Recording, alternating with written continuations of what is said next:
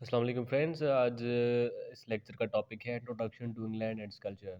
ठीक है। अगर आप इंग्लिश लेक्चरर की प्रिपरेशन कर रहे हैं तो अगर आप इंग्लिश लिटरेचर ही पढ़ रहे हैं तो आपके लिए इंग्लैंड को समझना बहुत ज़रूरी है, क्योंकि ये लिटरेचर बेसिकली ओरिजिनेट इंग्लैंड में होता है और उसके कल्चर का आपको थोड़ा व्यू होना चाहिए। ठीक है, तो इसके हवाले से हम ये जो अहम पॉइंट्स हैं, अहम मतलब फैक्ट्स हैं जो याद किए जाएँ, अगर आप इंटरेस्टेड हैं तो मैं आपको बताता हूँ।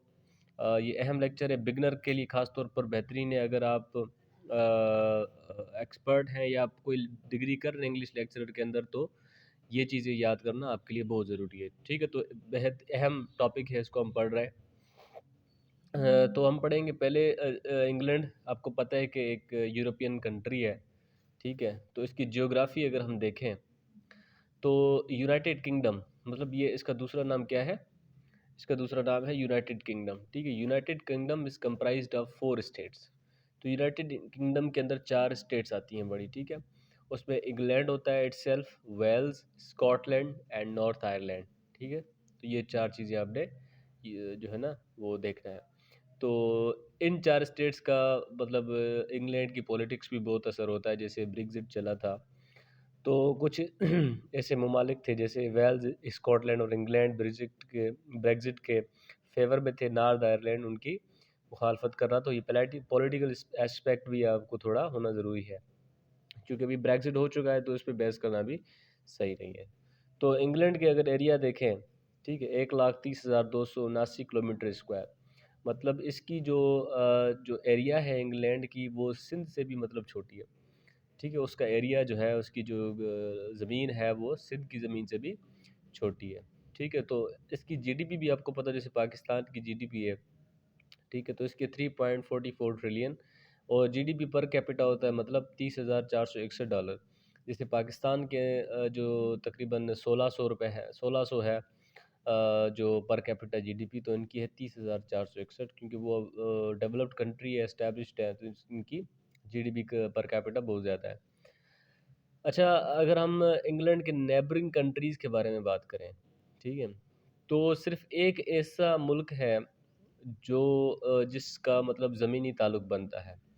वो मतलब लैंड बॉर्डर इंग्लैंड के साथ आयरलैंड का ही लगता है सिर्फ़। बाकी जैसे बेल्जियम है, फ्रांस है, जर्मनी है, उनके साथ उनका मैरीटाइम बॉर्डर लगता है। मतलब 3 अतराफ से पानी है और एक तरफ से सिर्फ़ ज़मीनी बॉर्डर है जो आयरलैंड के साथ कनेक्ट होता है।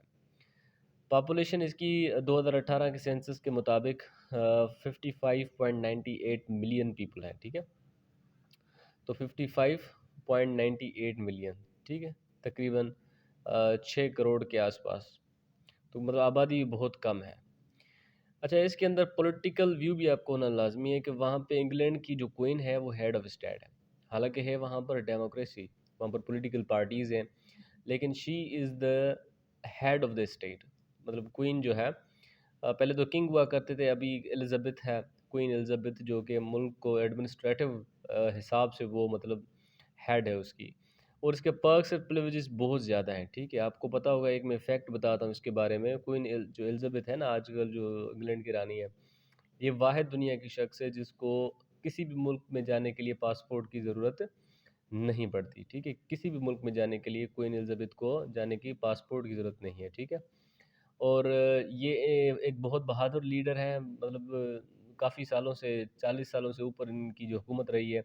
काफ़ी इन पे ख़तरनाक अटैक्स भी हुए हैं, लेकिन सर्वाइव किए हैं। ये एक अलग कहानी, उसको बाद में देखेंगे। तो बहुत 2 बड़ी पॉलिटिकल साइड्स हैं, एक टोरीज़ हैं, एक विंग्स हैं। अच्छा, टोरीज़ कौन से होते हैं? ये कंज़र्वेटिव होते हैं।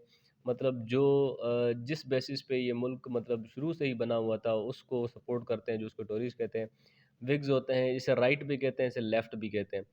ये वो होते हैं जो चेंजिंग सिचुएशन के साथ मतलब चेंजिंग थिंग्स भी लाना चाहते हैं। ठीक है, उसके हवाले से हाउस ऑफ कॉमन्स और हाउस ऑफ लॉर्ड्स, ये पार्लियामेंट के 2 अहम हिस्से हैं, चैम्बर्स हैं जिसे हम कहते हैं। हाउस ऑफ कॉमन्स 650 मेंबर्स पर मुश्तमिल होता है और हाउस ऑफ लॉर्ड्स 783 मेंबर्स पर मुश्तमिल होता है। ठीक है, उसके बाद पार्टीज़ हैं, conservative party, political labour party है, और भी बहुत सारी पार्टीज़ हैं। लेकिन अहम जो है ब्रेक्सिट पार्टी थी, जैसे ब्रेक्सिट के नो कॉन्फिडेंस वोट के दौरान। तो ये भी आपको मालूम होना चाहिए। जैसे पॉलिटिकल पार्टीज़ मैंने आपको बताया। तो इंग्लैंड के अंदर एक ऐसी शख्सियत है एडम बीड, जो कि बहुत ही ऑनरेबल शख्सियत है, इसको फादर ऑफ इंग्लिश लर्निंग कहा जाता है।